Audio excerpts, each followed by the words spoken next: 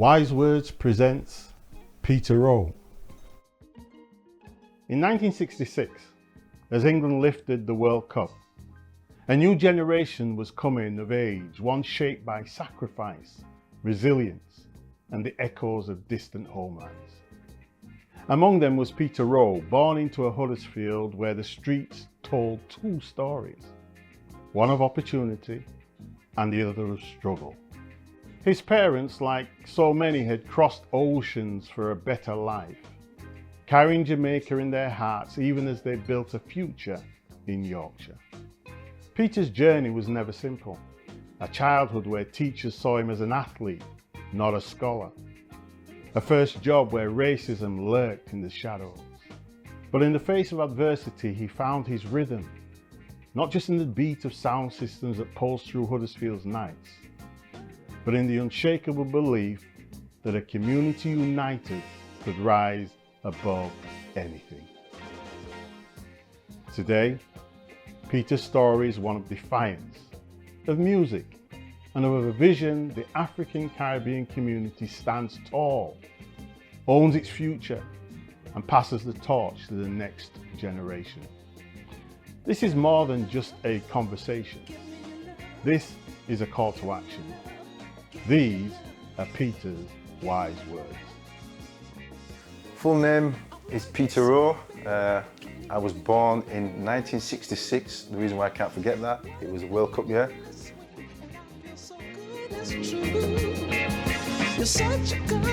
Well, like I said, they spoke a lot about where they came from, the area they came from, which was St. Elizabeth, which is a big parish, which goes right back to Black River. And all their dream was to go back home at some stage. As much as they loved England, which my father said, the words he said was, never fight England down, because England has helped them a lot, but still their aim is to go back to Jamaica, to where they came from. So it was a case of, they used to have talks, they used to have a lot of people around, family and friends around, and used to sit down, drink their rum, and talk about Jamaica and going back to Jamaica. So yeah, it was good times. It was good to listen and understand, and then to go out there and see it for myself, open my eyes.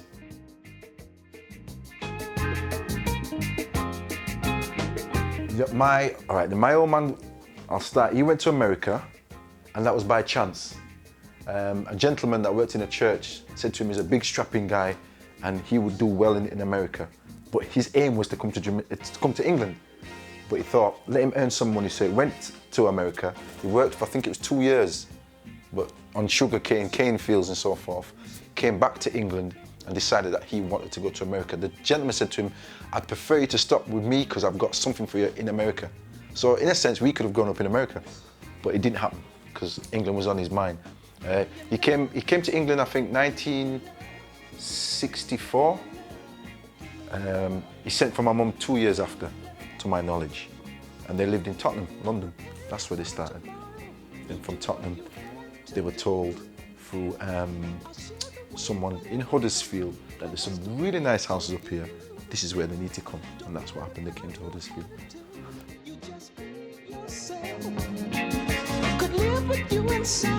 The way they stayed, because they couldn't get anywhere to live for themselves. For my parents, what they did, they how can I put this? They used to live with family and friends, all in one house. There must have been about 5 or 6 of them that lived in one house until they could afford to go buy their own. And there was this thing called a partner.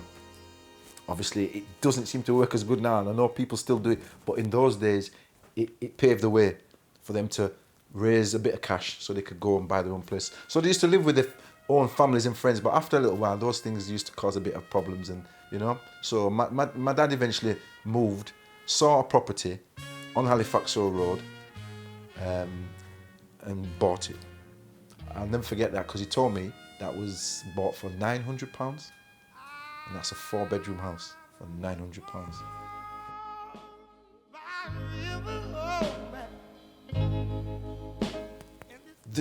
My dad says, for him, and this is going to be the truth, maybe because he was a light-skinned man, he didn't have that issue as such. They used to call him boy. He'd never forget that, he said. But they used to always see him as someone that they could, how could I put this? talk to first before they talk to any other black person who was working for them as such. So, but he said when he came here, they were very friendly with him, and they were very helpful. So he never actually saw any hardcore discrimination until he was in the workforce. When he was working, that's when stuff like that came along. But my dad never really saw a lot of that.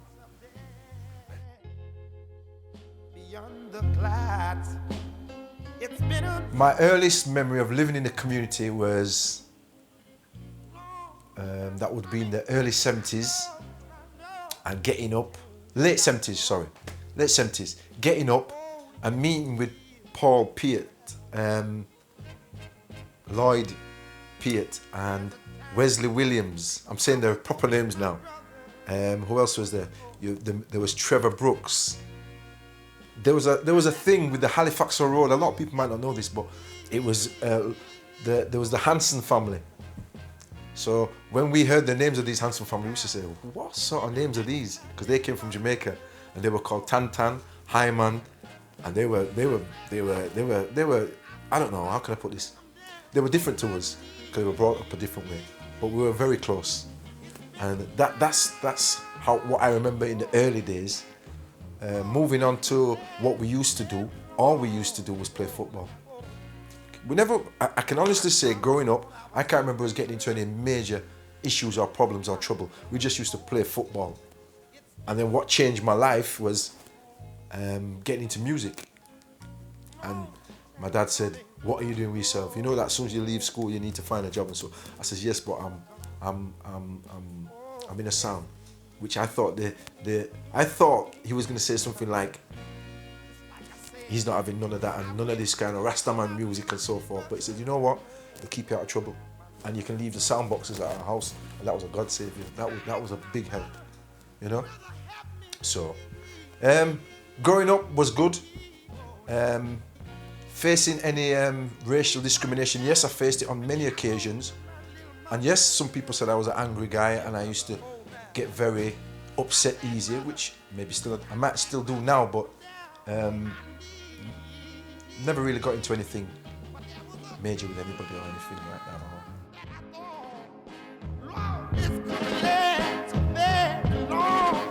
Walking down the road, coming from a club called Venn Street late one night, and a car pulled up with about four people in there, and they were just calling me every name under the sun. I'm not going to go into the names as such what they're called, but you can imagine what sort of names it was. So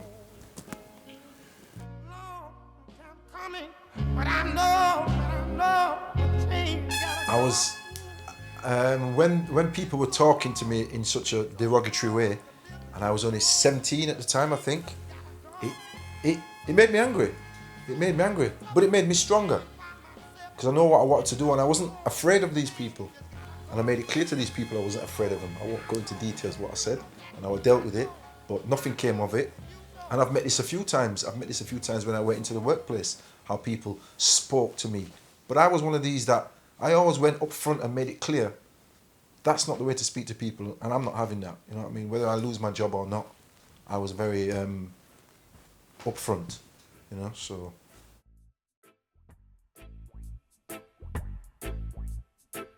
I started junior school roughly in 1968. My junior school, or was that? Yeah, which was Birkby and Fartown Junior School. Like I said, the experience was very good. And like I said, I started high school in 1977, finished in 1982. Let's go back to the junior school. The junior school was very good. It was very close to home, and there was a lot of Asian kids as well, if I can recall, when I was at the junior school. So we used to be good friends. We used to get on quite well together.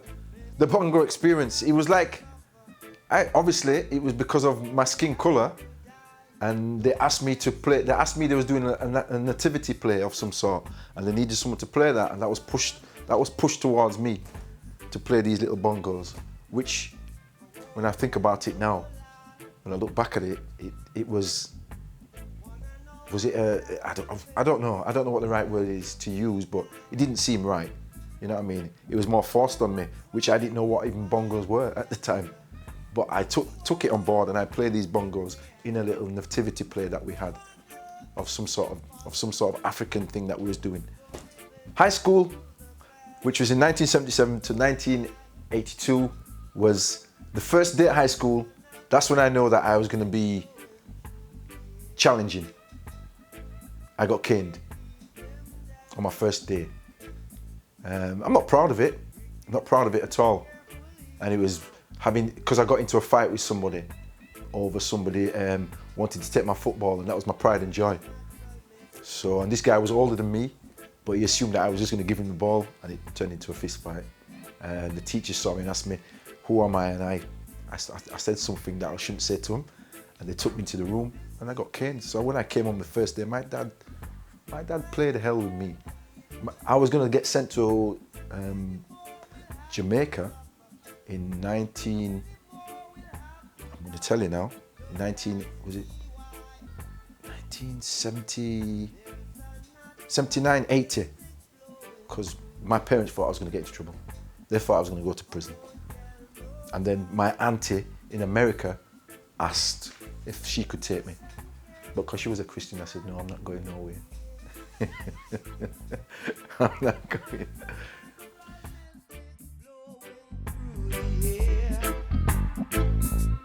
The teachers at Fartown School, the majority, they were too young to understand. Because when you think about what age they would have been, they'd only been in the middle 20s, because I've seen a few now, and they're only just retiring now, so they was only in the middle 20s, if not younger. They might have been 18, 19, just coming out of university. So they didn't understand us at all.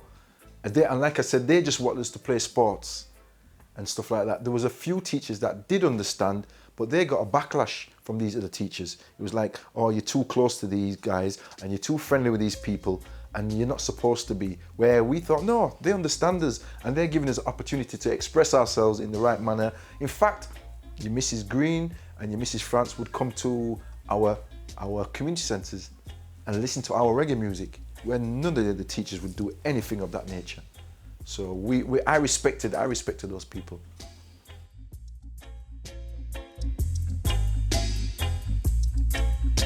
Let me try and break it down.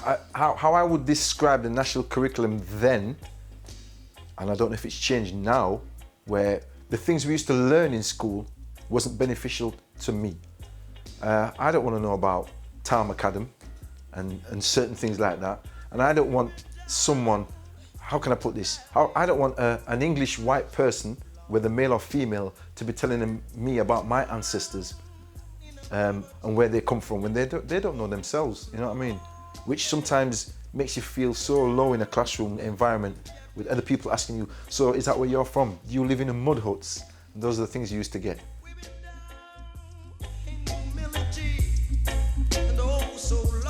I could definitely say I was more school for sports. It was like they couldn't see the academic side of what I could do, or they wasn't bothered at the time.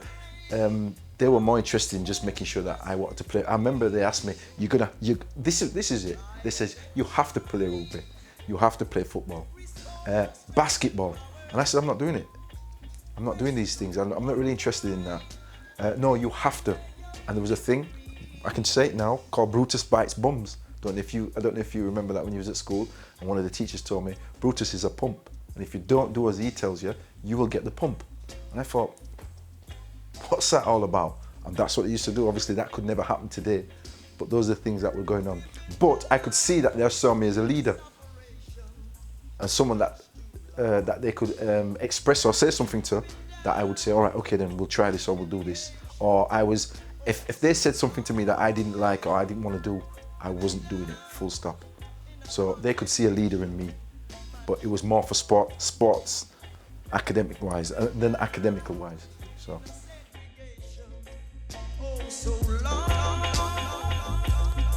My identity changed from me being just this average kid at school that, you know what, I felt that I was just going to be, or I wasn't going to achieve anything. That was it.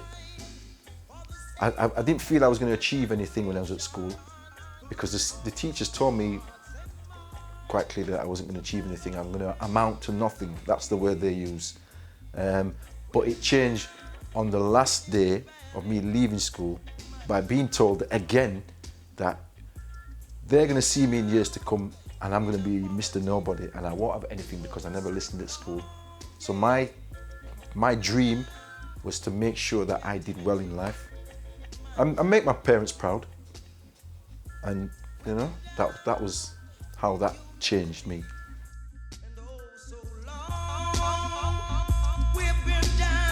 How can I put it? I'm black, British, Jamaican, but it's sad that I have to say this, but it's the way I've been treated through the years that I now feel more at my age Jamaican than British black.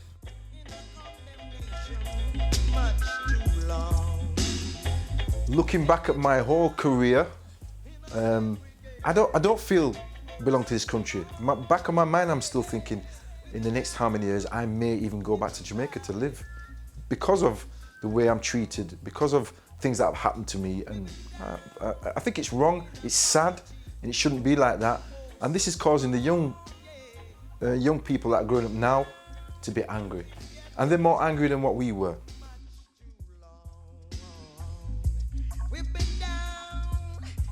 I found music from when I was about 17, and in finding music stopped me from getting into a lot of trouble. We used to sit outside the Birkby and Fartown Community Centre doing nothing all day. Nothing at all, just sitting on the wall. And at the time, the shop across the road was owned by Buller Brothers. It wasn't Baines, it was Buller Brothers. And they didn't like us sitting there sometimes, but they were okay with us. And a gentleman walked past who said he doesn't like what we're doing and he feels he can help us. So we all laughed at him basically and says, well, if you can help us, he says, what would you want? And this is something I do now. He says, what would you want and how can I help you? Those are the words he used, I'll never forget that. And we said, we want to build a sound and we want to be well known in Huddersfield for playing music. He says, meet me here in 2 weeks' time and we're going to start it for you. We laughed at him, but we were there 2 weeks' time waiting, and this chap pulled up in a minivan and took us somewhere. The man was called Mr. Stanley Innes. I'll never forget that, as long as he lived. God bless his soul, right? And he says, come with me. And he brought us to Dewsbury. We thought we went somewhere like London. It seemed that far. And he bought us Fane equipment. And he said he got the money through Princess Charles Trust. I'll never forget that either. And he says, right, what are you going to do with this when I give it to you? I says, one, it'll keep us out of trouble. And two, we love music. And that started us off. What we did with that was we built a sound. The sound was called Classic. We played in Amsterdam. I'm going too far. I'm going way ahead of myself now. That's where it ended up. We started playing at parties. We started playing at christenings and weddings. We started getting a good name for ourselves. I'll never forget one of the a big dance we played. We've even played, my daughters don't even believe me when I say I've played with Saxon sound and stuff like that, yeah? And we did really well. We went to Amsterdam and pushed the sound, but the sound got to the late 80s, 90s, where we met young ladies. And once you meet the young ladies, you sort of drift away and you weren't coming back to your sound dances as often as you're supposed to. So the sound ended up just...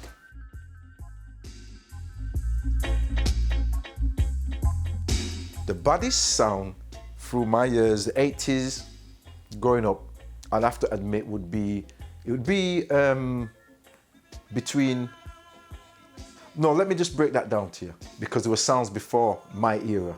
So you had your Earth Rockers, you had your Jashakas, you had D Django, you had, there's other sounds, you had, what was the sound called? Anyway, those were Warwicker and sounds like that. Those were slightly older than us. My era was Mount Zion, Armageddon, that was it really, and us. Was there another sound? No. It was roughly, those were the sounds. And I'd say the best sound was Armageddon. Reason being, they came with a culture tip, and the culture tip just calmed everybody down. It was unbelievable what it did in those times. And it nearly got us all into, well, I didn't, because I was very, I just didn't see the path that they saw. and certain things that they saw, but they wanted me to be a Rasta and get into the Rastafarian side of things, the 12 tribes. But I didn't, but I followed the music.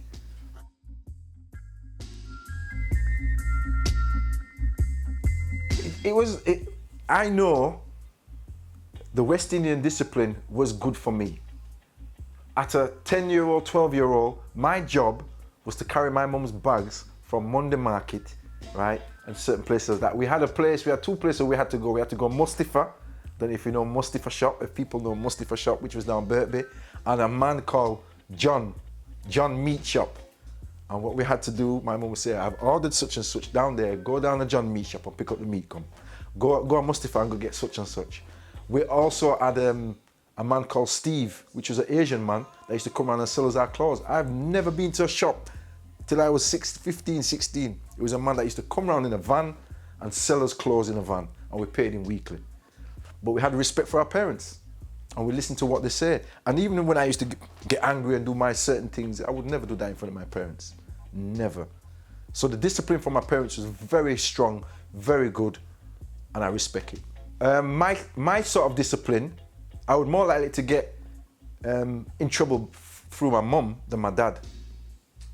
Yeah, my dad never used to say nothing to me. My dad would sit on his table, my mum would tell him what I've done if I did something wrong, and he'd just look at me. That was it. And I know then, well, I've got to behave. This can't go no further. I've got to make a decision. He'd make all that come into my head by just looking at me. And nothing was said. He'd just look, eat his food, mumble a few stuff under his breath, and that was it. But like I said, we had respect. We knew what time to come in. We just knew how to act. I'd make sure at 9 o'clock my dad had his cup of tea. Doesn't mean I was bullied into it. It was just something, and I do it now. By 9 o'clock every night, I have my cup of tea and my 2 biscuits. People laugh at me, but I don't care. It's something that's been passed on. And my 2 cream crackers, you know? It's just a black thing. Just a black thing. But I've got a lot of respect for my parents, and one of the things is that a lot of the young ones don't understand, and I'm going to say on here now that a lot of us are related, and we don't even know we're related. We've grown up so close, and our parents didn't tell us that we were related to so-and-so, and Simpson and Rowe and Brooks and this and Bent and all these people were from the same, area. And if you look back at it, that tells you the one little parish or one little place where they came from, they were all related.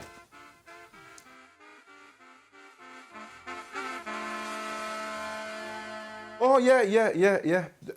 In other families, I heard a lot of discipline of people getting the slippers, getting this chucked at them, and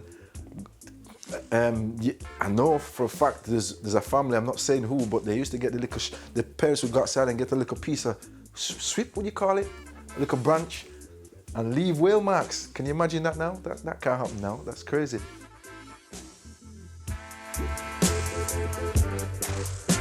How we navigate the two by when you say going the way we were brought up, because we were born here and our parents came from Jamaica, right? And then we are going to school and we're seeing a completely different side to things. We saw like parents or English parents saying, oh, F my mum and so forth. Those things could never happen in our house. So I say I really picked up more on the black side than the English side of things. Yeah, and I understood it more clearly. And I had, like I said, it's the respect. It's all about the respect. If you have the respect, you'll understand it better. So.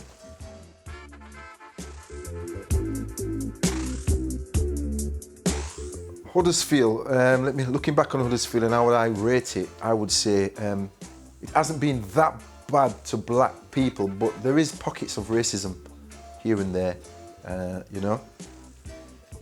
don't know if the word is institutionalized racism of some sort, but it's there because you can go for jobs and the way people talk to you, you can tell you're not going to get the job. But overall, my years, it hasn't been that bad. But Huddersfield, I don't know, it was a very wealthy people that who worked in mills, who had parts in mills and stuff, had Huddersfield. So when black people came here, to them, it seemed like a drop. Things wasn't what they expected, or we wasn't what they expected, or you've been here long enough now, isn't it time to go back? Huddersfield has been a very good journey for me, in the sense of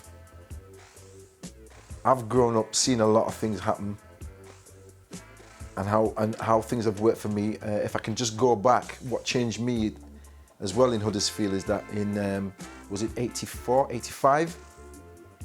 What happened at school happened to me in my first job. I started my first job, which was making thin-eels. If anybody knows what thin-eels are, those who used to be on top of grandfather clocks. The little thin-eels, the nice little fancy things that you put on grandfather clocks. And me working there, every day I got called a nigger. Every day I got called a nigger. And eventually I reacted to it. Over maybe about 2-3 month period, I reacted to it. And yes, I was wrong in the sense I reacted and I really damaged this person. And there was a chance of me going to prison, or something was going to happen to me anyway. And that's when I decided, you know what? I don't need to do this. I don't need to express myself with these anymore. I can do it vocally. And when I say something, I mean it. And that's how it's going to work. Because if I keep using these, I'm going to go to prison. So.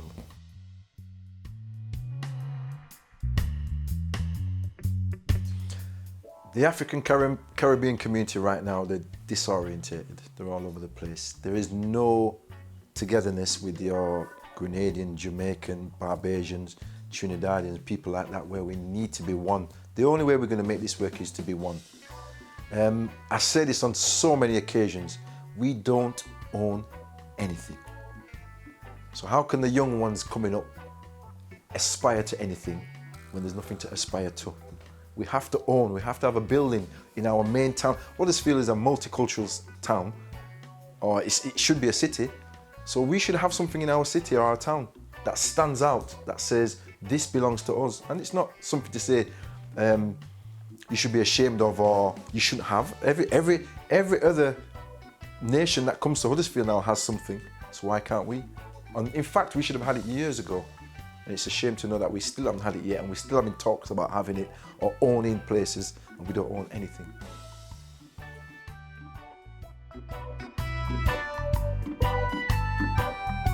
I could easily say that the seat of the problem lies with the council and not enough help from the council, but first you have to help yourself. I feel if we can show that we can sustain something or do something, they may help us, they may not. But once we've sustained and show that we can do something, we might not need their help. We might not need their help at all. You know, yes, the council are there and they should see what we do and support us. But sometimes we're our own worst enemy. So.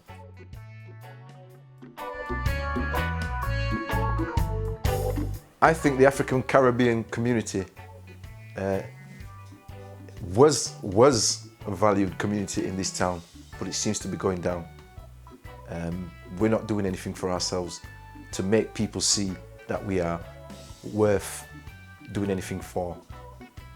So I think, like I said, going back to, we need to show the young people that there's other ways of doing stuff, or they will do what they do now. They will turn to crime. We need to be showing them that we can do something for ourselves and we own places. Once we can show that, then maybe things will change.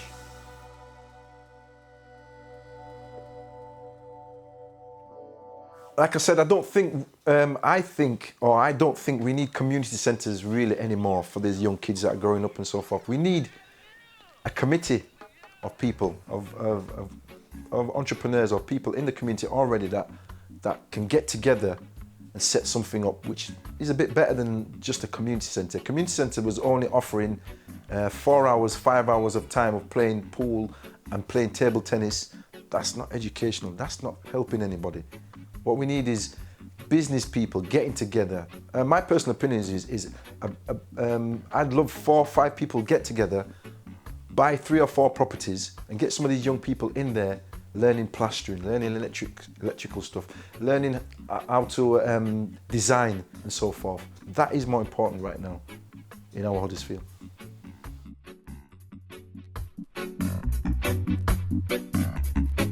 To the young people, it's not about quick, fast money.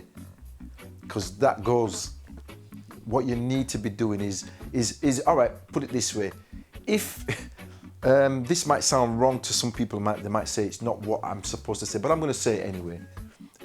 If you can earn thousands through, I don't know, whatever you do, however you do it, take £1,000 out of that money, right, and put yourself on a course and be somebody. Be somebody where on paper you can say to someone, I'm an electrician, I'm a plasterer, I'm somebody. Make use of that money. England wasn't built on clean money, but make use of what you have, and stop being this person or these people that have money just to spend in a nightclub and fast cars. Do something positive with it.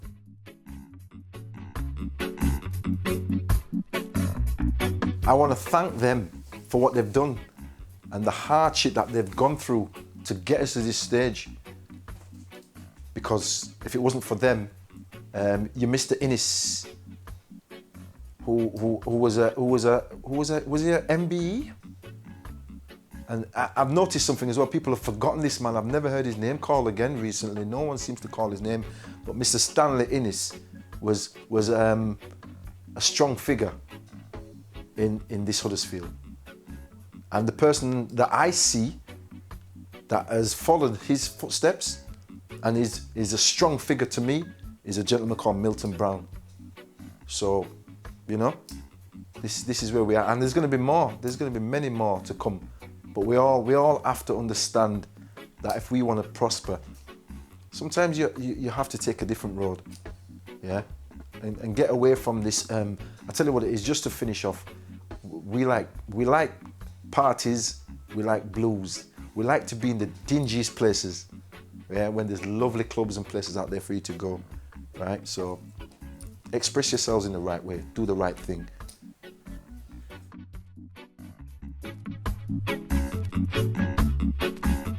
My recommendations to improve what we have with the council and the African Caribbean community would be for them to give us, or not give us, work with us to at least have a building of something and give us the opportunity to sustain and see if we can run something where we can help our own black people.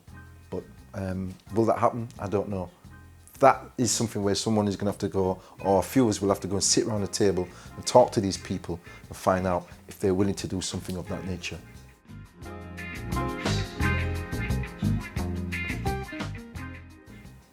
Let me give you a poem. Mommy she a cry and daddy can't take no more. Bad things are going outside with front door. Son him have a gun, sister turn a whore. Every mickle make a muckle, so the real story, bro. Want a new hat, a new shirt, a new jacket, baggy trousers and some sneakers for match it. Where do you them get the money nowadays for buy it? Them driving big car, must be running racket. Well, baggy trousers and jacket heavy duty. Count the chains upon him neck, 1, 2, 3. Count the rings upon him finger, too many for me. You them nowadays have them 2 trigger happy. I'm gonna leave it there.